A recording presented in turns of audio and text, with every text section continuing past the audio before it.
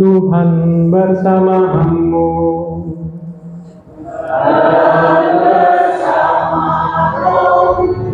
Inilah yang suci menurut Santo Yohanes.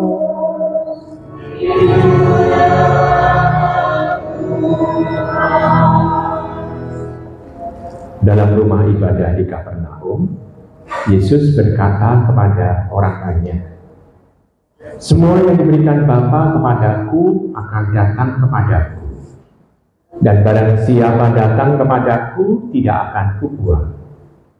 Sebab aku telah turun dari surga bukan untuk melakukan kehendakku, tetapi untuk melakukan kehendak Dia yang telah mengutus aku. Dan inilah kehendak Dia yang telah mengutus aku, yaitu supaya dari semua yang telah diberikannya kepadaku jangan ada yang hilang, supaya kubangkitkan pada akhir zaman. Sebab inilah kehendak Bapakku, yaitu supaya setiap orang yang melihat Anak dan yang percaya kepadaku beroleh hidup yang kekal, dan supaya aku membangkitkannya pada akhir zaman." Demikianlah sabda Tuhan.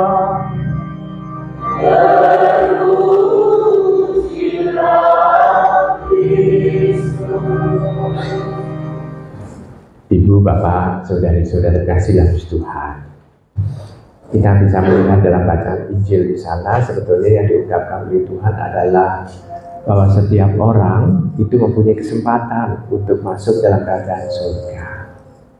Tapi di sana syaratnya adalah mempunyai kepercayaan pada Sang Firman, pada Tuhan Yesus. Lalu ada pertanyaan, lalu gimana Romo kalau ada arwah yang, karena ini kita berhubungan dengan mendoakan arwah kan, kita mendoakan arwah yang bukan orang Katolik. Dia apakah juga diterima oleh Tuhan? Ibu, Bapak, saudara terkasih dalam Tuhan, kita bisa melihat yang mau kita doakan adalah saudara yang kita cintai. Nah, iman kitalah yang membantu mereka. Iman akan Yesus yang punya rahim, punya kerahiman maksudnya, bukan punya rahim dalam arti rahim seolah-olah Tuhan Yesus itu perempuan, enggak. Punya kerahiman itu di sana kita yakini Dia juga akan membantu. Kok bisa? Apakah pernah ada kesaksian bahwa orang yang bukan pengikut Tuhan ini itu mengalami keselamatan? Ada, yakni penjahat yang disalibkan bersama dengan Tuhan. Orang yang berteriak untuk mohon supaya dia masuk Firdaus. Tuhan Yesus menjanjikan, pada hari ini juga engkau ikut aku ke Firdaus. Jadi kita bisa melihat, oh ternyata masih ada orang bukan pengikut Tuhan bisa diselamatkan. Walaupun kesalahannya luar biasa, tumpuk untung, karena dia seorang penjahat. Tapi Tuhan menyelamatkan. Nah, di sana kita bisa melihat, oh yang mengalami keselamatan adalah dia yang percaya bahwa Yesus ini itu adalah yang bisa mampu menyelamatkan tidak hanya di dunia ini, tetapi untuk kehidupan kekal bersama dengan Dia nantinya. Nah, Ibu, Bapak, saudara sekasih, dengan demikian kita bisa melihat ada jaminan keselamatan itu. Lalu kita juga seringkali ditanya lagi, apa kan kalau sudah mati itu kan urusannya dia dengan Tuhan. Mengapa kita kok dadak mendoakan mereka? Untuk apa sih? Bukankah ini sudah selesai dengan hidup di dunia ini? Dan nanti kalau dia itu mengalami apa dalam kehidupan kekal itu kemana? Itu terserah Tuhan, terserah dia dengan Tuhan urusannya, bukan urusan dengan kita. Kenapa bisa seperti itu? Ibu, Bapak, jawabannya Alkitabiahnya ada di dalam bacaan pertama tadi dari kitab Makabe. Di sana konteksnya adalah begini. Pada waktu dulu, ya, dalam waktu itu ada peperangan antara orang Yahudi dengan penjajah. Penjajahnya adalah penjajah orang-orang Yunani, Antiochus Epiphanes, ya. Dari mangsa itu kita misalnya orang-orang Yahudi dijajah itu orang-orang Yunani dan mereka berperang. Nah, kita bisa melihat orang-orang Yahudi tentu saja identik beragama Yahudi, tapi ternyata pada waktu perang mereka membawa jimat-jimat yang memperlihatkan jimat keselamatan milik orang-orang Kanaan, orang-orang setempat. Dan pada waktu mati mereka jimat-jimatnya kan ketok. Lalu padahal mereka berjuang demi Yerusalem, mereka berjuang demi Tuhan juga yang mereka yakini, demi iman juga. Lalu pemimpin pada waktu itu mengatakan bahwa mari kita mendoakan mereka. Supaya apa? Supaya Tuhan mengampuni. Karena mereka mempunyai kesalahan yang utama, yakni apa? Menomorduakan Allah, menomorduakan Yahweh, menomorduakan Elohim. Karena mereka membawa jimat pada waktu mereka perang. Bukankah satu-satunya penyelamat, satu-satunya pelindung yang kita akui adalah Allah? Lalu mereka ternyata pada waktu itu sudah mempunyai iman bahwa mendoakan orang yang meninggal ini pasti akan diterima oleh Allah. Dan mereka mengumpulkan dana untuk membeli korban persembahan yang akan dipersembahkan kepada Allah di bait suci. Dan doa itu juga akhirnya dilantunkan untuk mendoakan para arwah yang meninggal pada waktu itu, yang ikut berperang, yang sudah mengalami dosa. Nah, ibu bapak, saudara kasih dalam Tuhan. Maka pada hari ini dengan mantap kita mendoakan mereka yang sudah meninggal, wafat. Kita tidak peduli lagi agamanya apa. Kita tidak peduli lagi apa yang telah mereka lakukan. Yang jelas adalah iman akan Tuhan yang Maha Rahim itulah yang menjadi jaminan dari diri kita akan keselamatan yang nantinya boleh untuk dialami oleh saudara-saudari kita yang sudah meninggal, dan kita mohonkan indulgensinya. Apalagi pada hari ini, tanggal 2 November adalah hari kedua kita memohon indulgensi penuh untuk saudara yang kita cintai ini. Nah, saudari-saudara terkasih dalam Kristus Tuhan, maka dengan jaminan itu kita tidak ragu lagi untuk memohon kepada Allah. Dan nama-namanya tadi sudah kita tampilkan. Dan memang kalau penampilan nama-nama itu pada awal misa, pada saat pengantar tadi, itu kasihan mereka yang terlambat, sehingga tidak lagi melihat nama yang dicantumkan.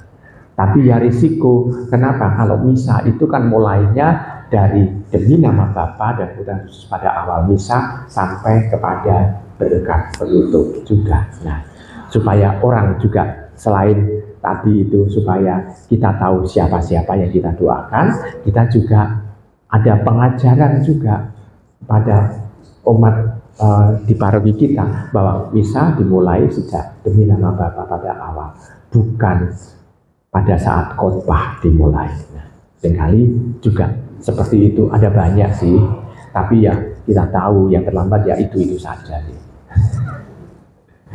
Nah, ibu bapak saudari sekalian, saya berani ngerasani di sini. Kenapa? Karena itu terjadi di gereja pusat kita. Jadi nek ngerasani nek rada adoh kan apa-apa kan ya. Nah, tapi yang dirasani juga jemaat beriman juga. Tapi ngerasani sing apik to ya. Ibu bapak saudara sekasih dalam Tuhan, maka sekarang bagi diri kita, kalau kita hubungkan dengan bacaan Injil ini apa? Bacaan Injil di sini itu sebetulnya menegaskan kepada kita bahwa iman akan Yesus ini itu sungguh-sungguh menyelamatkan. Padahal Tuhan Yesus sendiri mengatakan di dalam nas ini, Inilah kehendak Bapa, supaya setiap orang yang melihat anak dan yang percaya kepadanya beroleh hidup, supaya aku membangkitkannya pada akhir zaman. Nah, Ibu Bapak, Mas, ini juga seringkali menjadi tanda tanya bagi diri kita. Bukankah kita nggak pernah melihat Tuhan Yesus, melihat dengan mata? Berbeda dengan para rasul kan pada waktu itu, bisa melihat siapa yang diikuti Yesus, bisa ngintil di belakangnya juga. Nah, kalau kita kan tidak bisa melihat, lalu bagaimana? Apakah kita juga nantinya akan mendapatkan keselamatan juga? Jawabannya, ya. Karena bagi Tuhan, iman bukan pertama-tama mereka yang melihat, tetapi mata batin kita, mata iman kita, mata hati kita lah yang bisa melihat tentang kerahiman Allah, Sang Firman yang menjadi manusia, yang kita sebut sebagai Allah Putra. Nah, dengan demikian kita bisa melihat itu ternyata tetap menjadi pegangan bagi diri kita, bahwa iman akan Dialah yang menjamin kita juga mendapatkan keselamatan. Tentu saja supaya kita mendapatkan keringanan dari hukuman atas dosa, maka kita pun hendaknya tetap untuk hidup sesuai dengan kehendak Allah.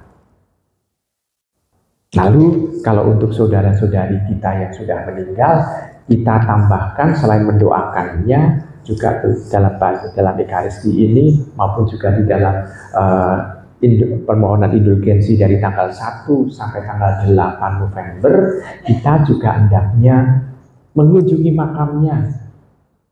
Nah, kalau diletakkan di laut gimana? Ya, mengunjungi tempat di mana dia dilarung atau ditempatkan.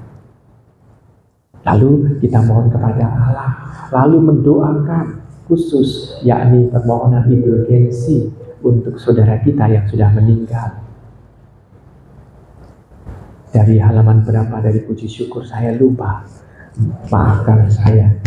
Lalu juga doakan juga satu, yakni doa ujub dari Bapak Paus kita. Kalau tidak tahu doa ujub dari Bapak Paus, tanyalah kepada ketua lingkungan. Supaya ketua lingkungan tanya kepada bidang liturgi. Nah, supaya pekerjaan ketua lingkungan antara lain adalah memberitahu umat, atau juga tanya kepada para prodiakon, ujub Bapak Paus itu apa saja, supaya prodiakon juga siap untuk ditanya di umat. Betul begitu, Pak ya. Ya, kadang kalau orang merewangi bagikum ini, tetapi juga sebagai tempat untuk bertanya. Nah, nanti kan prodiakon yang tidak kreatif mencari pasti tanya romonya. Nah, Ibu Bapak, saudari kasih dan jadi masih ada itu untuk suatu tambahan supaya kita juga tahu bahwa oh ya, ini ada ini. Nah, apakah kalau kami mengunjungi untuk permohonan indulgensi, kami boleh minta supaya Romo memberkati bunga? Boleh.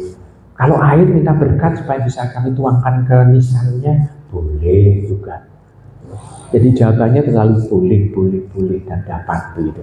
Untuk bisa melihatkan kemantapan kita yang jelas, keselamatan bukan karena bunga yang diberkati, bukan karena air yang diberkati, tetapi karena iman kita akan Allah dan kita terbantu akan hal itu. Nah, saudari sekasih dalam Tuhan, maka mari sekarang saatnya kita hening sejenak sebelum kita mendoakan secara khusus saudara-saudari kita yang namanya sudah dicantumkan tadi pada pengantar, untuk kita doakan, kita mohonkan surga untuk mereka semua.